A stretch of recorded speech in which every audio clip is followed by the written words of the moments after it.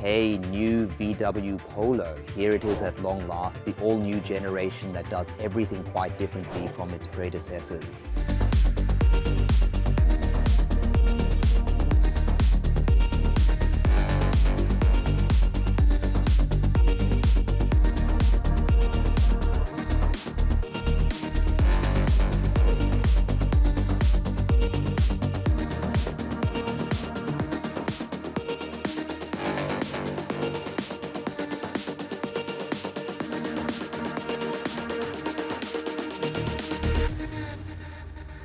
The ID badge makes that obvious. This is the current generation in an all-electric version, as you can clearly and unmistakably tell. Combustion engines are completely a thing of the past. It's only offered as a pure E-model now, but that's honestly no big deal. On the contrary, that actually has a huge advantage. The new Polo will be available in a total of 3 trim levels plus 1. The Polo trend is always the base. That's the basic version. Now we've actually got the mid-level version here. This is the Polo in the live trim. It has a few more extras, can be fitted with a few more options. Yeah, and the top variant, that's the style, it's the highest spec, and when it comes to equipment and features, it gets really close to the current Golf. Yeah, it'll come later for sure. That's definitely happening. The ID.Polo as a GTI version, indeed. But we can only show you more about that later. Today it's all about our mid-level trim, the Polo Live, which has some really cool features and I think will be the most interesting version for a lot of people, especially in terms of value for money and tech, because the Polo now starts at $24,990, and for an electric model that's a real low price shot across the bows at all the other manufacturers.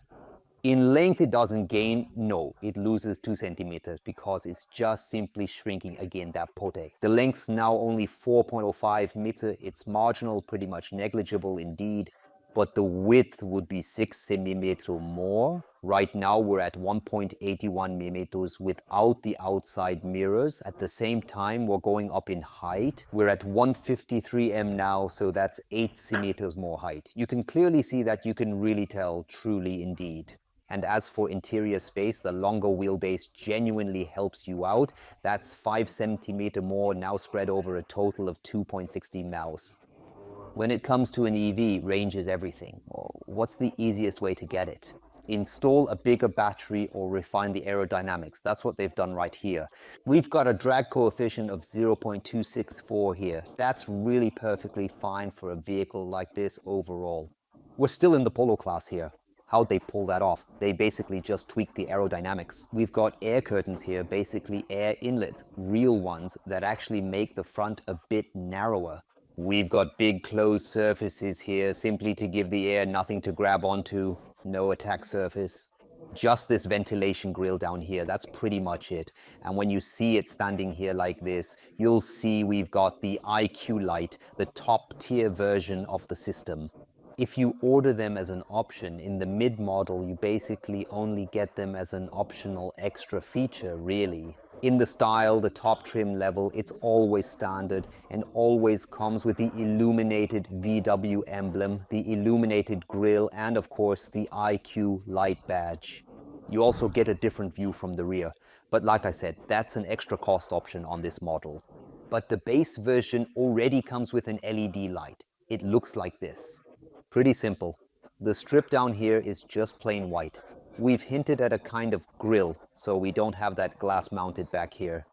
And the main headlights are of course a lot simpler as well. The hood really lives up to its name because here once again we've got the engine positioned right over the front axle. Unlike the ID.3, ID.4, ID.5, which come with rear wheel drive, there's a single front electric motor here. We last saw that on the 7th generation e-Golf and the VW e-Up models themselves. Now it's back, it's got a huge advantage, we've got noticeably more room in the trunk overall. But we'll get to that later. For now, let's first take a look at this drive unit. This is the APP290, where 290 stands for the maximum torque, so 290 Newton meters of torque. but only in the top tier variant with 211 HP. The smaller variants with 35 HP and 116 HP though. I would put it at about 260 satsile. That would provide us with the 3 engine options, but of course there will also be a top model with even more power and a slightly sharper look overall. The base model, the Trend, can only take up to 17-inch wheels. There aren't any bigger ones, but they do come in alloy. In our mid-level trim, our Live here, we even already have one right now indeed. An 18-inch wheel on board. I think that's really impressive for a Polo of this class, and we've still got decent rubber, two 215/50 tires, so it already looks quite neat and sensible, and you still get good rolling comfort. If you want more on the style, you can even order a 19-inch wheel. It then looks really crisp, which I like a lot. That's the side sill cladding in plastic, which somehow makes it a bit more rugged. You didn't paint it, so even if something bumps it, the plastic forgives a lot more than painted metal side sills.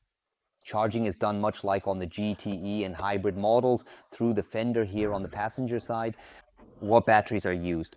Overall, the ID.Polo comes fitted with 2 battery packs. First, the standard battery pack, that's the smallest. You only get that in the base model.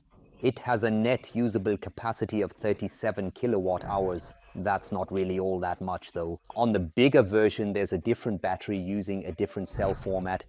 That one then has a capacity of 52 kilowatt hours. Yeah, the maximum charging power here is 11 kilowatt via the Type 2 plug. That's absolutely standard. If it needs to be faster, then for my taste, that's actually really far too little for a car coming to market in 2026, because this small battery can charge at a maximum of 90 kilowatts. Sure, it's small, but it charges fairly quickly. Personally, I think fully charging the small battery isn't enough, and the bigger battery isn't really much faster either. It can only charge at 105 kilowatts, so it's not really an ideal pure long distance car, to be honest. Predicted electric range is 316 kilometers for the small battery and roughly about 420, 425 kilometers for the bigger one. Whether it does will be exciting to see. We'll definitely find out. Ever since the last Polo generation and the Golf 8 two-door cars at Volkswagen have basically been completely phased out by now for the most part. But we weren't going to go for that. Design-wise, it was a no-brainer. We need 4 doors. It's just a lot more practical. So what did they do? They ended up choosing a classic lever. I still much prefer it to those motorized retracting handles. Yeah, and the rear door. They just left the handle out, shifted it slightly, and put it up here. Fitted into the little quarter window. That gives you that really cool 2-door look while retaining the practicality and flexibility of a 4-door. Interesting detail at the rear axle. Because of the front-mounted engine, they actually use the classic torsion beam rear axle here. It saves a lot of space, it's simple in design and therefore cheap. And because of that space saving, you've got more room in the trunk. Second point, if you look through the rims here, you can see there's a disc brake on the rear axle. How cool is that? The ID.3, 4 and 5 models only have a drum at the back. I think that looks a lot better and much more modern. For me, the best angle, I've got to admit, to be honest, I actually really quite like the big roof edge spoiler. I like that it's painted in the car's color and not just kept black at all. I really like the IQ Light taillights. That's a totally brilliant design indeed. It's really nicely 3-dimensional the way it's inset here. It's not too big and not too small. The proportions are absolutely perfect. The light strip runs all the way to the illuminated VW badge, but you only get that, as I mentioned earlier, if you have the IQ Light. Only in that case do you get this light band and the illuminated badge. The standard version has pretty basic taillights, and a little further down here, if you go down, we even have a sort of diffuser hinted in. That looks really good, I like it. And what I also like a lot as well is that you get a fairly sturdy trailer hitch with a 75 kilo nose weight, I must say, truly impressive. Yeah, and you can hook up a maximum of 1,200 kilos to the Polo here. What can it actually cope with though, really? What fits in the trunk? At first glance, it looks like a typical Polo trunk. Not very spectacular, but if I tell you the trunk volume, 441 liters in total, believe it or not, honestly. The predecessor had 351, so that's 100 liters less. So where do they come from? Very simple. They're hiding down here under the double cargo floor. I'll just pull this out now. And if you look in here, it goes almost all the way right down to the very floor there. You can fit a really huge suitcase in there easily. And why is that then? It's simple. We skip the fuel tank, skip the gas system, and you just gain that space here for the cargo area, so you can really stash a lot in there. Welcome to the interior, and we've got a little deja vu here, because 2 weeks ago we showed you the ID.3 Neo.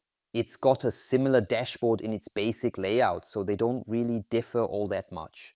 I actually think it's pretty cool that you can just find your way around in the VW world like that. You sit down and go, hey, cool, I'm sitting in a VW. So what do we have here? We've got the dashboard here covered in fabric, like in the T-Roc. It's the same fabric treatment as in the ID.3 Neo. We've got similar air vents here with the same pattern. We've got the light switch here.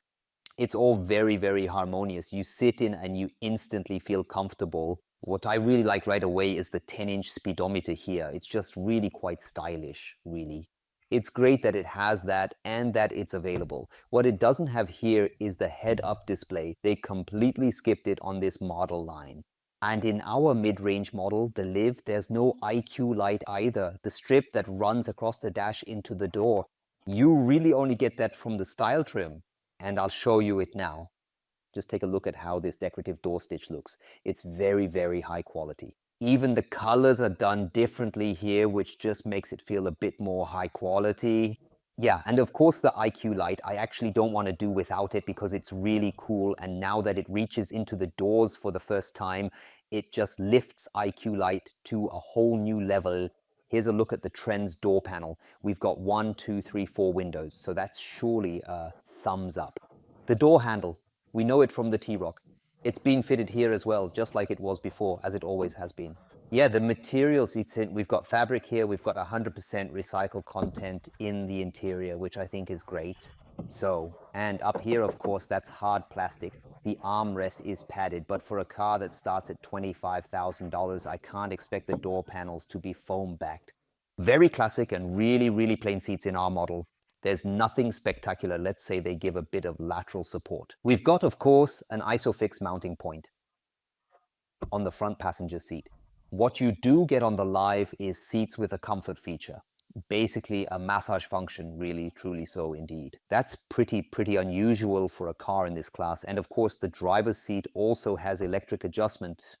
Unfortunately, the center armrest can't be moved and it can't be adjusted in height. But if I open it, there's another really nice big storage compartment here.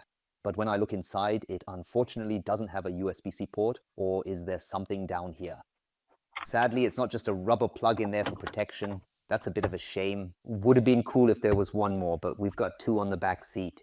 The big central display, it's freestanding here. Damn, it's actually 13 inches in the ID.3. It should have been 12.9. If that actually makes a difference, I honestly can't tell you. Anyway, it's running the new operating system. The hardware is really fast. It all goes really, really quickly when I press my buttons here. You can really see how fast it loads. It actually makes it really fun to swipe through here.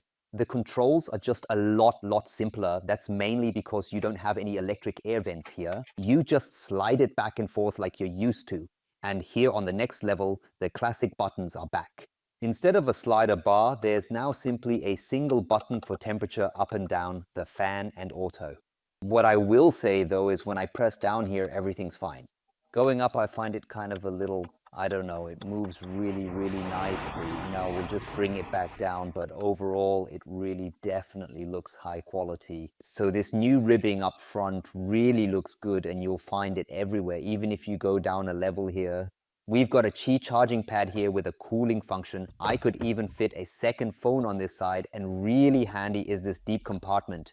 I can put my phone in here and have my hazard alert clearly displayed on the screen for noticeably easier viewing. That's a cool feature. A little bit further down, we've missed that so much. Our volume control knob, press it once and we're muted right away now indeed. We can skip tracks forward and back here. So it's really great that that's back once more, really indeed.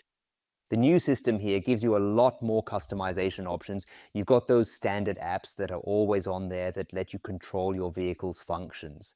Especially important for many, Apple CarPlay and Android Auto, of course, wireless.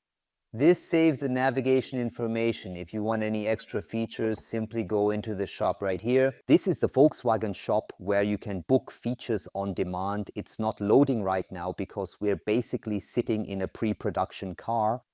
But I'll just skip ahead 2 pages here, and that's where the really interesting stuff shows up. And here we've got a whole range of other features. For example, you can now go ahead and download games that have officially been approved through VW's own App Store. We've got Spotify, we've got YouTube. I think what's really important is when you're at the charging station, and you can see here I went ahead and opened our channel. If you're up for it, just click on it. Subscribe here, hit the channel button and ring the bell so you don't miss any videos, and there we've got the latest ones. I think you can really make very good use of your charging time at the station right there. Really important. Which assistants do we have on board? We get a wide selection if we pick the largest version.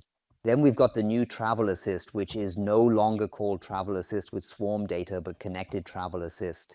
You can pretty much set up your functions here however you want. And there's a feature that's brand new. Our model doesn't have it here because we're on a lower trim. That's the Travel Assist with traffic light stop detection, meaning the car will automatically stop at a light if you've activated it here in the system and then it drives on. I'm really curious to see how it behaves the very first time we actually drive it, honestly, too. I think I'll really enjoy trying that out. One feature we've seen a lot in the study, and that was taken into the production line for the first time on the ID.3. Here I can select it using the View button, the retro mode. Looks exactly the same graphics-wise as on the ID.3, but it doesn't do anything. It's also in the display here.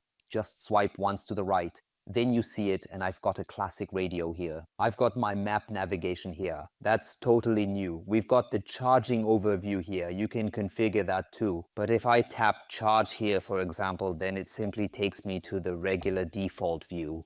Yeah. And when I hit optimize, I can already tell you roughly how much charging power we'd have available here now. Only 51 kilowatts, but I can optimize it, meaning preheat the battery, so I can boost my fast charging rate quite a bit. Really, honestly, you know, right?